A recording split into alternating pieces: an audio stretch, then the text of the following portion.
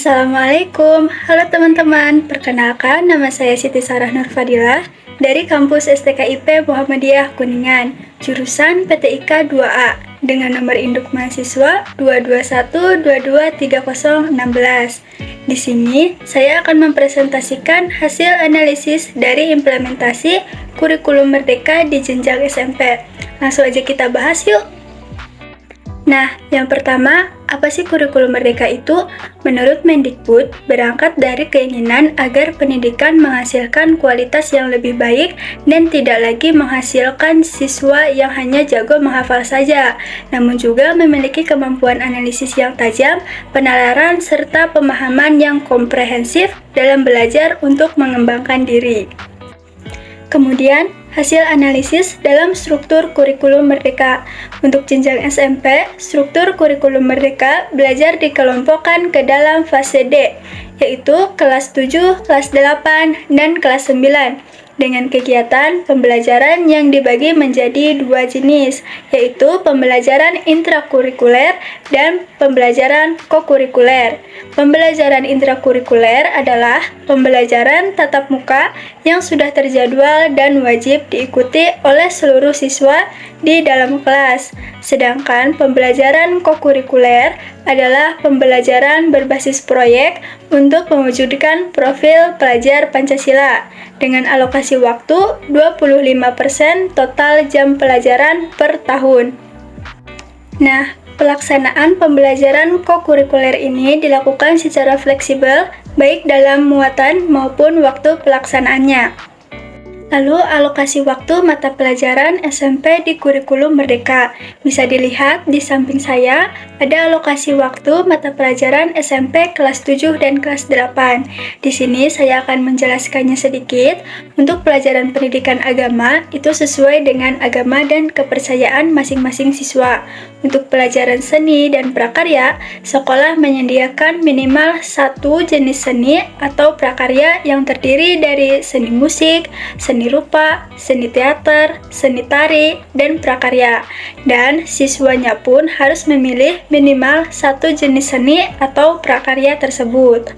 Kemudian, di jam pembelajaran muatan lokal, maksimal 2 jam pelajaran per minggu atau 72 jam per tahun. Untuk total jam pelajaran, tidak termasuk mata pelajaran muatan lokal dan mata pelajaran tambahan yang diselenggarakan oleh sekolah. Nah, yang ini adalah alokasi waktu mata pelajaran kelas 9. Tidak ada perbedaan mata pelajaran antara kelas 7 dan kelas 8 dengan kelas 9. Hanya saja alokasi yang belajar di kelas 9 lebih singkat. Kemudian, dalam modul ajar kurikulum merdeka SMP, nah ini adalah salah satu perangkat ajar berbentuk dokumen yang digunakan untuk melaksanakan pembelajaran agar dapat mencapai profil pelajar Pancasila dan capaian pembelajaran. Selain menggunakan modul ajar yang digunakan oleh pemerintah, Bapak Ibu guru juga bisa mengembangkan modul secara mandiri. Dan perlu diketahui bahwa guru yang menggunakan modul ajar dari pemerintah maupun mengembangkan secara mandiri tidak lagi membuat RPP secara terpisah. Dalam kurikulum merdeka, modul ajar dapat dianggap sebagai RPP. Kemudian, dalam capaian pembelajaran kurikulum merdeka SMP, setiap mata pelajaran memiliki capaian pembelajaran yang berbeda-beda. Sebagai contoh, capaian pembelajaran matematika SMP yang diorganisasikan dalam lingkup 5 elemen, yaitu bilangan, aljabar, pengukuran, geometri, serta analisis data dan peluang. Dalam capaian pembelajaran matematika, siswa fase D atau SMP untuk elemen bilangan adalah siswa mampu mengoperasikan secara efisien, yaitu bilangan bulat, bilangan rasional, irasional, bilangan desimal, bilangan berpangkat bulat dan akar, bilangan dalam notasi ilmiah, melakukan pemfaktoran, dan lain-lain. Kemudian, apa sih perbandingan penerapan kurikulum merdeka dengan kurikulum 2013? Saya akan menjelaskan perbandingannya dulu secara umum ya. Pertama, Kurtilas dirancang berdasarkan tujuan sistem pendidikan nasional dan standar nasional pendidikan, sedangkan kurikulum merdeka menambahkan pengembangan profil pelajar Pancasila. Kemudian yang kedua, jam pelajaran pada Kurtilas diatur per minggu, sedangkan kurikulum Merdeka menerapkan jam pelajaran per tahun. Yang ketiga, alokasi waktu pembelajaran pada kurikulum Merdeka lebih fleksibel daripada Kurtilas yang melakukan pembelajaran rutin per minggu dengan menentukan pembelajaran di dalam kelas. Kemudian yang terakhir, Kurtilas memiliki 4 aspek penilaian, yaitu aspek pengetahuan, keterampilan, sikap, dan perilaku. Sedangkan kurikulum Merdeka lebih mengutamakan proyek penguatan profil Pancasila dengan kegiatan intrakurikuler dan ekstrakurikuler. Lalu perbandingan kurikulum Merdeka dan kurikulum 2013 di jenjang SMP. Di kurikulum 2013 menerapkan penilaian per semester sehingga siswa mendapatkan nilai hasil belajar setiap mata pelajarannya.